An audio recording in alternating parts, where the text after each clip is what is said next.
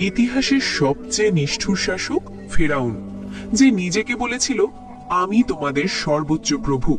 কিন্তু জানো কি, এই ফেরাউনই বিবাহ করেছিল মিশরের সবচেয়ে সুন্দরী ও সম্ভ্রান্ত নারীকে, এমন এক নারী যাকে মেরে ফেলার জন্য তার বুকের উপর রাখা হয়েছিল পাথরের পাহাড়। সেই নারী সবচেয়ে বড় কাফেরের স্ত্রী হয়েও জান্নাতের মর্যাদা লাভ করেছিল।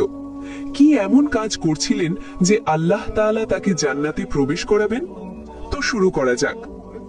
মিশরের রাজপ্রাসাদে তখন উৎসবের ঢেউ। ফেরাউন, যে নিজেকে খোদা দাবি করত, বিয়ে করতে যাচ্ছে মিশরের এক সম্ভ্রান্ত পরিবারের কন্যা আসিয়া বিনতে মুজাহিমকে। আসিয়া ছিলেন অপরূপ সুন্দরী, বুদ্ধিমতী এবং কোমল হৃদয়ের অধিকারী। কিন্তু তিনি জানতেন না এই বিয়ে তার জীবনে কি ভয়াবহ পরীক্ষা নিয়ে আসবে। বিয়ের রাতে যখন আসিয়াকে সোনার সিংহাসনে সাজিয়ে ফেরাউনের প্রাসাদে নিয়ে যাওয়া হলো, তিনি দেখলেন তার স্বামী শুধু একজন রাজাই নন, বরং এমন এক মানুষ যে নিজেকে সৃষ্টিকর্তা মনে করে।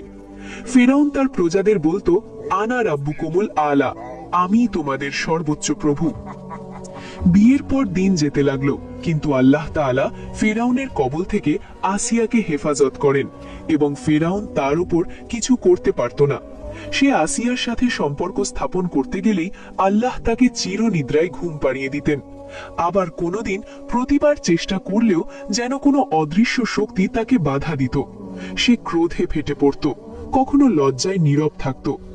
আসিয়া বুঝতে পারছিলেন না কেন এমন হচ্ছে, কিন্তু তার পবিত্র হৃদয়ে একটা ইশারা আসতে থাকলো, হয়তো আল্লাহ তাআলা তাকে এই জালিমের স্পর্শ থেকে রক্ষা করছেন। ফেরাউন বিভিন্ন জাদুকর ও চিকিৎসকদের ডাকলো, কিন্তু কেউ কোনো সমাধান দিতে পারল না। এই ব্যর্থতা ফেরাউনকে আরো নিষ্ঠুর করে তুলল।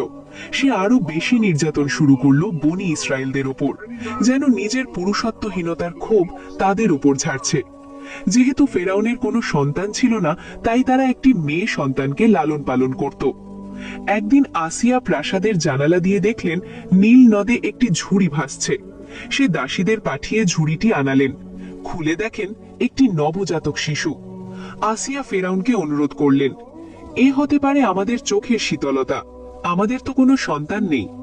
ফেরাউন রাজি হলো, যদিও তার মন্ত্রীরা সতর্ক করল যে এই শিশুই হয়তো সেই ভবিষ্যৎবাণীর শিশু যে ফেরাউনের রাজত্ব ধ্বংস করবে।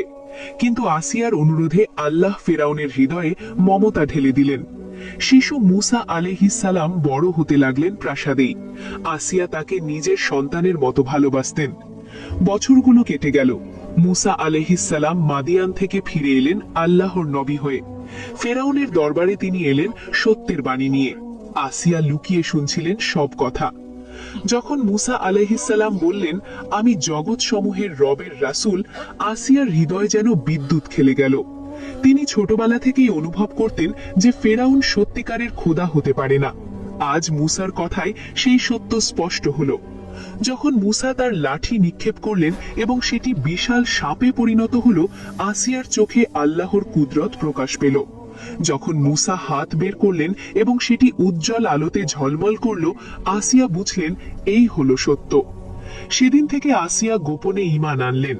তিনি প্রাসাদের নির্জন কোণে লুকিয়ে নামাজ পড়তেন, আল্লাহর জিকির করতেন, কিন্তু ফেরাউনের সামনে ছিলেন নীরব। একদিন আসিয়ার এক বিশ্বস্ত দাসী তাকে নামাজ পড়তে দেখে ফেলল। সেই দাসী ছিল মুনাফিক, উপরে বিশ্বস্ত, ভেতরে বিশ্বাসঘাতক। সে গোপনে ফেরাউনের মন্ত্রী হামানকে সব জানিয়ে দিল। হামান ফেরাউনকে বলল, হে মহান ফেরাউন, আপনার স্ত্রী আসিয়া মুসার ধর্ম গ্রহণ করেছে, সে আপনাকে রব মানে না। ফেরাউন প্রথমে বিশ্বাস করতে পারল না, কিন্তু যখন প্রমাণ পেল, তার ক্রোধ আকাশ ছুঁয়ে গেল।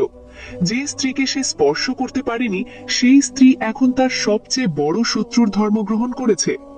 ফেরাউন আসিয়াকে ডেকে পাঠালো, তুমি কি সত্যি মুসার রবকে মেনেছ? সে গর্জে উঠল। আসিয়া শান্ত কণ্ঠে বললেন, হ্যাঁ, আমি এক আল্লাহতে বিশ্বাস করি, যিনি আসমান ও জমিনের স্রষ্টা। তুমি তো শুধু একজন মানুষ ফেরাউন। ফেরাউন ক্রোধে পাগল হয়ে গেল। তুমি জানো এর শাস্তি কি? আমি জানি, কিন্তু তোমার শাস্তির ভয় আমাকে আমার রব থেকে দূরে সরাতে পারবে না। ফেরাউন আদেশ দিল, একে মরুভূমির প্রচন্ড রোদে নিয়ে যাও, হাত পা বেঁধে মাটিতে শুইয়ে রাখো। দুপুরের তীব্র রোদে আসিয়াকে মরুভূমিতে নিয়ে যাওয়া হলো। 4টি খুঁটিতে তার হাত পা বাঁধা হলো। তীব্র তাপে বালি জ্বলছিল যেন আগুন। ফেরাউন নিজে এসে বলল, তোমার রব কোথায়? সে কি তোমাকে বাঁচাতে আসবে?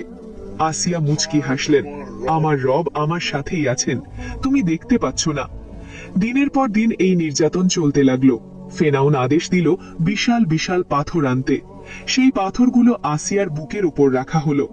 তার হাড় ভাঙার শব্দ হচ্ছিল, কিন্তু তার মুখে কোনো আর্তনাদ নেই, শুধু আল্লাহু আকবার, লা ইলাহা ইল্লাল্লাহ ধ্বনিত হচ্ছিল। ফেরাউন উন্মাদের মতো চিৎকার করলো, বলো বলো যে আমি তোমার রব, তাহলেই তোমাকে ছেড়ে দেব, রানী হয়ে থাকবে। আসিয়া চোখ খুললেন, তার চেহারায় এক অপার্থিব শান্তি। ফেরাউন, তুমি এই দুনিয়ার সম্পদ দিয়ে আমাকে প্রলুব্ধ করছো?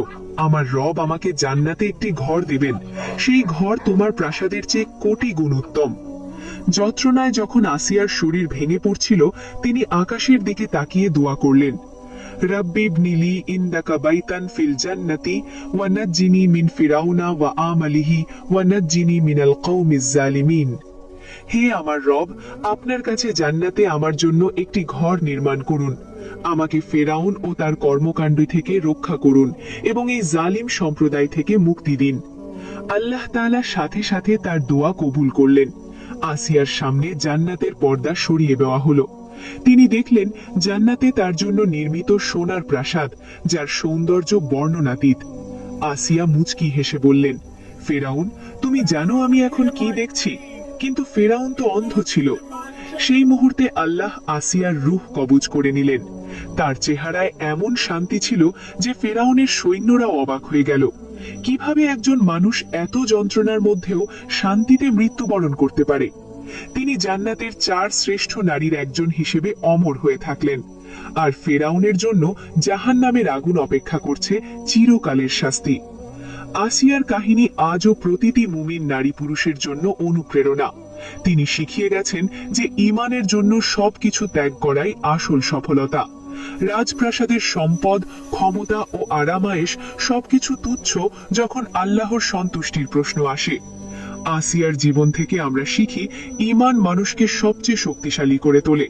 যখন হৃদয়ে আল্লাহর ভালোবাসা থাকে, তখন দুনিয়ার কোনো শক্তি ভয়ের কারণ হতে পারে না। আসিয়া প্রমাণ করেছেন যে নারীরা ঈমানের ক্ষেত্রে পুরুষদের চেয়ে কোনো অংশে কম নয়, বরং তারা সর্বোচ্চ মর্যাদার অধিকারী হতে পারেন। আল্লাহ তাআলা আমাদের সবাইকে আসিয়ার মতো দৃঢ় ঈমান দান করুন। আমিন।